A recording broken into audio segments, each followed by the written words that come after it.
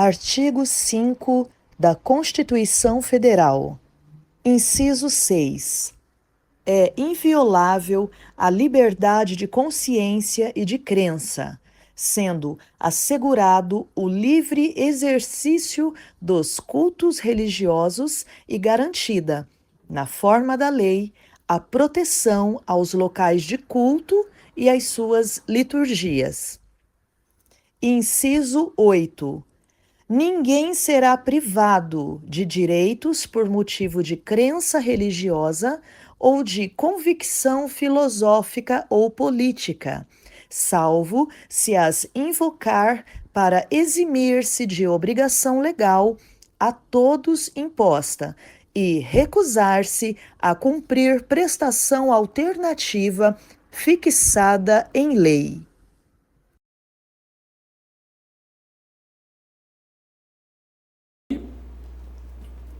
Um dado, a gente vai falar algumas coisas assim, que é muito importante que você entenda que longe de um fanatismo religioso, isso são informações que hoje, depois de séculos e séculos, a ciência vem correndo atrás, fala, olha, o que aqueles crentes estavam falando há 2.000 anos, ou até, de repente até na cultura mais antiga, cultura judaica, o Deus já vinha avisando, pô, é verdade, como é que a gente faz agora? Então, essa questão, o açúcar, teve uma época que houve um julgamento, uma questão na lei americana para decidir se o açúcar ia ser considerado droga como a cocaína ou não. E houve uma discussão e vai lá, vem cá, de repente optaram porque não fosse, mas chegou a ser cogitado como uma droga, e é uma droga mais viciante que a cocaína. Então, como é que nós podemos ingerir isso com a consciência tranquila? Falar, não, está tudo bem. Não está tudo bem. E não é uma questão de estética, é uma questão de saúde, e é uma questão que nós temos um compromisso com Deus de zelarmos desse nosso corpo. Então é muito sério. É como a farinha branca também, dentre os 5 pós mais nocivos da humanidade, né? A cocaína ficou em 5º, ela perde para o sal iodado, né? Para o açúcar. Sal cloreto, né? O cloreto de sódio, a farinha branca, o açúcar. Então, tudo isso que está na nossa mesa é altamente reprovável aos olhos de Deus, porque acaba com a nossa saúde. E isso é tremendamente espiritual. Por mais que pareça um assunto natural, tem dados claros que a falência espiritual, o esfriamento espiritual da América começou a partir dessa explosão do consumo de produtos. Consumo dos fast food. Isso. Né? Começaram a comer os produtos alimentícios de maneira intensa. E foi até, se você faz os cálculos, até a época que mais... foi a pandemia da AIDS, né? Por exemplo, né? Vírus HIV. Por quê? Na verdade, a imunidade começou a baixar muito. Exatamente. Por causa do consumo de produtos alimentícios, de fast food, sem minerais, sem vitaminas, e baixando a imunidade, né, do povo. Então, assim, eu estou lembrando até do começo de Romanos, né? Que Paulo começa a falar da graça, da graça, da graça, aí o pessoal fala, você tá, como que é, sendo complacente com o pecado? Aí ele fala, de maneira nenhuma.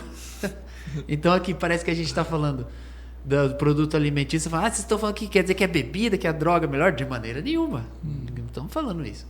Né? Igual, por exemplo, um dado que o suco em pó, por exemplo, ele faz mais mal para o fígado que a bebida alcoólica. Pronto. Entendeu?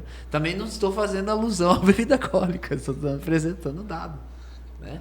Então, é algo para se pensar, né? Para a gente imaginar. Até que você falou isso da aldeia.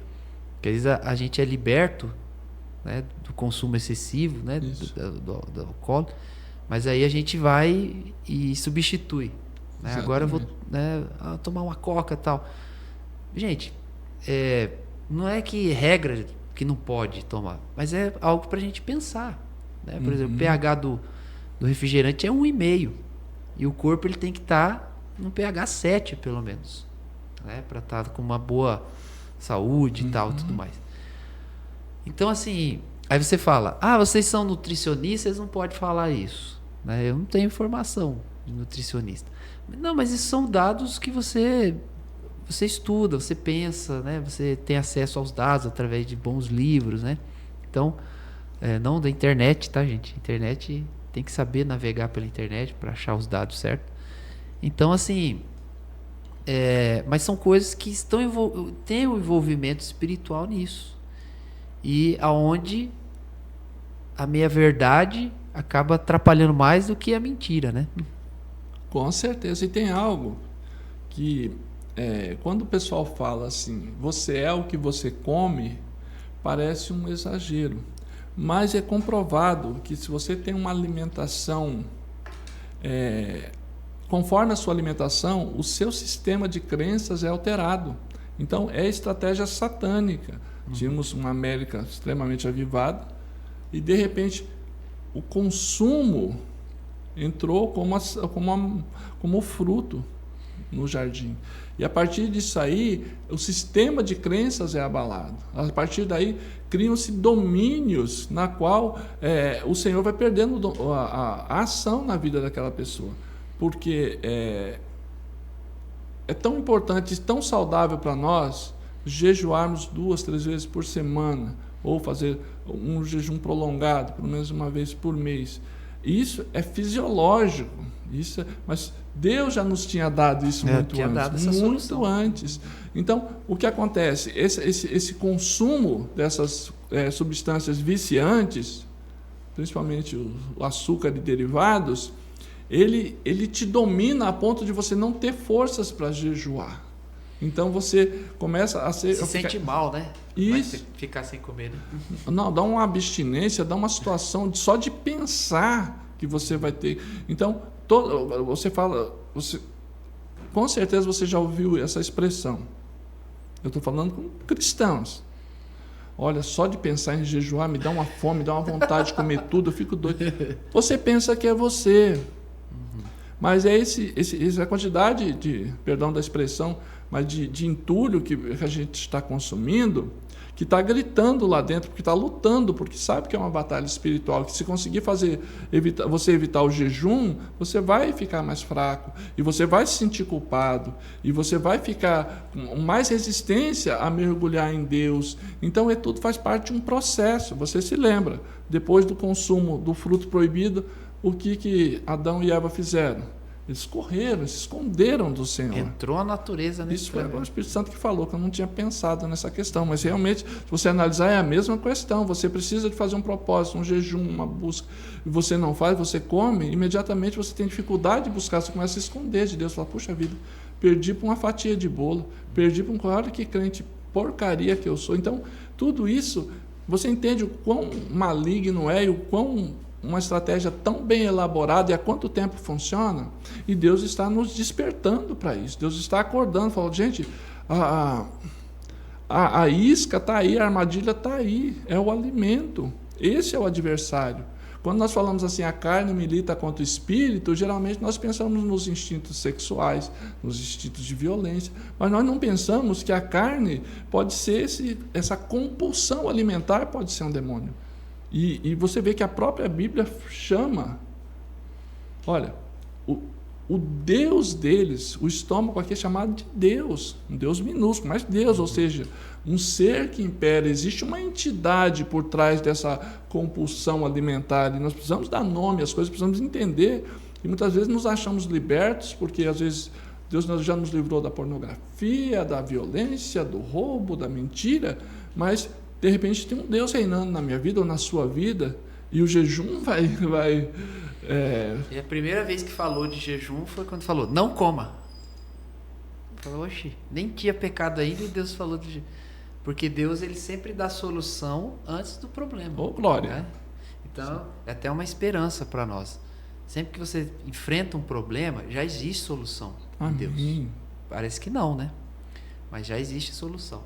Então Deus falou para a mulher, para o homem, né? Não coma, ou seja, jejum. Né? Se abstenha daquele fruto. Então, o não comer já era o jejum. Aí você pensa, será que é importante para a vida espiritual? Poxa, antes de existir um problema, Deus estava falando do assunto, né? Exatamente. Antes de estar mencionado ali, antes de anunciar a salvação, ele estava falando do jejum, né? Então, existe sempre essa tendência de a gente não compreender o que Deus quer falar. Exatamente. Porque a gente se entrega às tendências da alma, como eu falei, a gente se entrega à meia-verdade, né? E a meia-verdade entra ali no meio e faz a gente esquecer ou entender o que é a verdade. E o modus operandi ele não muda, né? Porque hoje as pessoas têm essa dificuldade, né? Mas, gente, os doces, as massas, é tudo muito gostoso, é tudo muito... Até bonito. Não é? Mas não é exatamente a figura do jardim. O que Eva viu, olhou o fruto e disse o quê? Que ele era agradável. Agradável aos olhos, né? Entendeu? E desejável. Ou seja, não mudou, querido. O seu fruto hoje pode ser a pizza, pode ser o doce, a sobremesa irresistível, o sorvete, essa questão toda que você entende como natural. E tem sempre uma serpente do seu lado falando, mas isso não faz mal. Isso aí, não, mas isso aí também já é exagero. Imagina, pode comer que não vai dar nada. Pode comer, pode comer que não vai dar nada, olha o problema que deu para a humanidade inteira. Olha o preço que foi esse não vai dar nada. Então, hoje, a gente precisa assumir a responsabilidade de que nós estamos sendo alertados, nós estamos sendo percebidos. E um outro ponto, né, pastor, é que é o seguinte, é que o resultado de você ouvir a Deus e você seguir a Deus, Deus se responsabiliza, né? Porque lá em Daniel, né, no capítulo 1, ele fala pro cara, né? Tinha umas comilanças lá, tinha umas bebidas lá, mas ele creu em Deus. Ele falou, não, eu vou me guiar pela palavra de Deus. Vamos fazer um teste. Me deixa eu e meus amigos sem isso aí 10 dias, a gente vai ver o que acontece. E depois de passado o prazo, eles estavam muito melhores, muito mais saudáveis e muito mais, inclusive, inteligentes do que os outros. Olha a ação de Deus num jejum, num propósito que Deus dirige. Ele não é só espiritual, não é, pastor? Sim. Entra uma série de benefícios, a mente fica clara, a tua capacidade cognitiva melhora demais, o teu espírito entra num modo de domínio. Aquilo tudo que você estava atribulado é cessado, o Espírito começa a reinar. Então existe um grande benefício, isso que o mal trabalha para que não aconteça, que você não chegue nesse estágio de entrar no descanso do Senhor, que é isso que é chamado, né, pastor? Quer ver, ó, aquilo que a Bíblia fala antes e a gente descobriu agora. Amém. Quer ver, ó? Deixa eu ver se eu acho que... Mas Tá. Isaías 58, né? Discussão, tal, aceitável.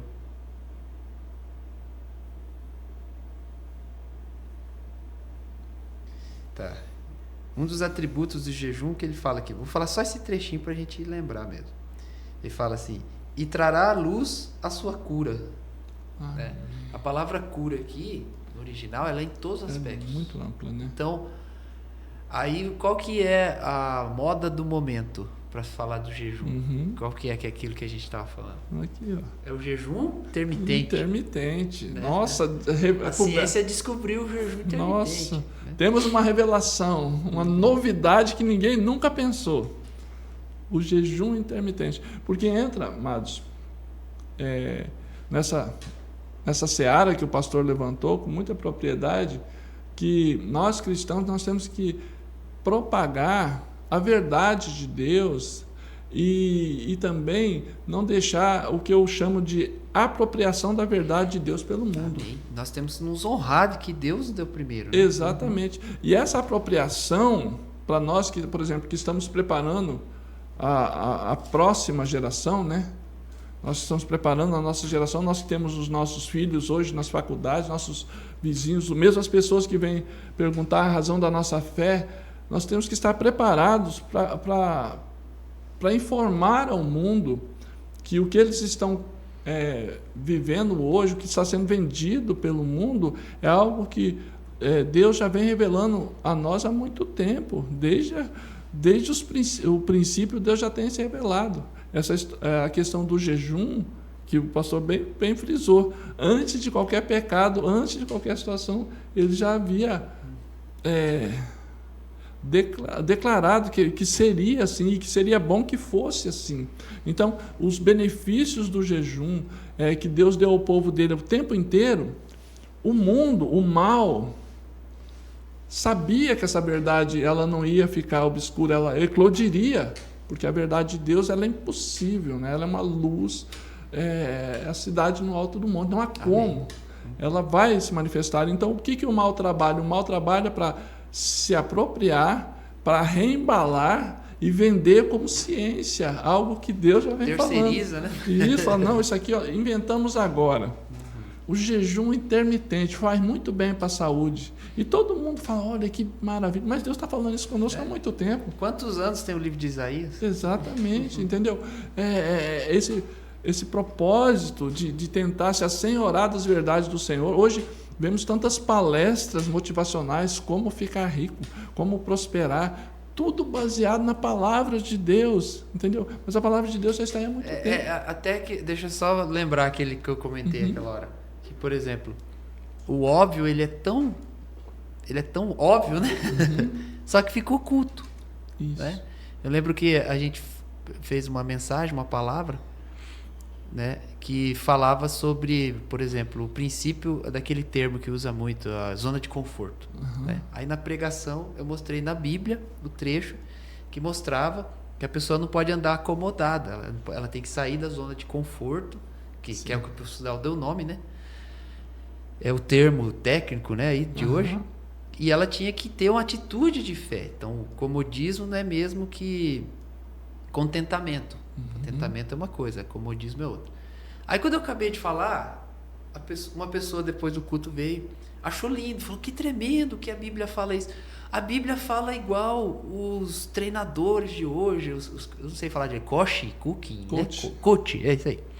Aí a Bíblia fala igual, aí eu falei, mas a Bíblia veio primeiro, irmão. Aí, é verdade! Aleluia, Jesus. Sabe? Aquilo que é óbvio até. Então, às vezes a ciência traz à tona algo, aí fala, olha, a Bíblia respalda a ciência. Não, irmão. A Bíblia veio primeiro. Exato. É tão óbvio, só que o efeito da meia-verdade que você falou. Eles se assenhoram, né? Eles pegam os princípios imutáveis, vitoriosos, perfeitos de Deus, né? E faz uma maquiagem, falou, isso aqui é a técnica Francisco de prosperar. Não, peguei todo o livro de Salomão, copiei lá, escrevi meu nome, e, nossa, o cara é um gênio, é um guru. Não, ele pegou os princípios de Deus. Então, se nós formos dizer, por que nós vamos comprar terceirizado, não é, pastor? Se nós podemos ir direto na fonte de toda sabedoria, ir direto ao Espírito Santo, falando, me ensina a prosperar, me ensina a ficar...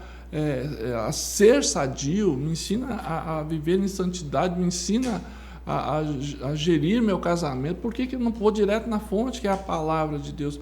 Então, as tentativas de disfarçar, até me lembro de um texto bem dolorido da palavra do Senhor, que um jovem profeta saiu, Deus deu uma missão para ele, falou, vai lá, vai em jejum, profetiza e volta, não fala com ninguém. Ele foi lá, profetizou, voltou, quando voltou achou um outro profeta velho, e o profeta velho falou, olha, fica aqui na minha casa e come. Ele falou, não, Deus não falou para mim voltar sem falar com ninguém, sem comer. Ele falou, não, eu também sou profeta, vamos lá. Ou seja, ele tinha uma direção de Deus, mas um homem veio e falou com ele, ele mudou. E o texto fala, né, que após sair da casa desse profeta velho, um leão veio e o devorou. Olha que final trágico de alguém que deixou de ouvir a Deus, que era uma direção direta, para ouvir uma coisa terceirizada. E Deus hoje nos chama para isso. A palavra de Deus está sendo pregada, o evangelho está aí, a igreja está aí, e você, às vezes, você está dando mais atenção ao que você está vendo na internet. Uma pessoa que às vezes não tem vida com Deus tem mais influência sobre a vida dos teus filhos, e você precisa ter argumentos. Google, né? Tem mais tem a informação certa, né? Isso! Contém ironia. Então nós estamos vivendo um período em que nós temos que nos posicionar de novo. Falando, não. E para isso que nós precisamos do quê? De duas coisas. Primeiro, buscar o que Deus diz a respeito da sua demanda, o que Deus diz a respeito dessa causa, o que Deus está falando conosco. E a segunda coisa, e como é que a gente consegue isso? Através de uma palavrinha que é o centro da nossa vida, que é a comunhão Com Deus. A comunhão com Deus é a chave. A comunhão com Deus é que te transporta de uma pessoa que não tem nenhuma informação, que está andando às escuras, que não tem, para uma pessoa que está sendo guiada pela maior mente, pela inteligência suprema, por nada, não há nada que nós conheçamos que possa se comparar com a sabedoria de Deus. E essa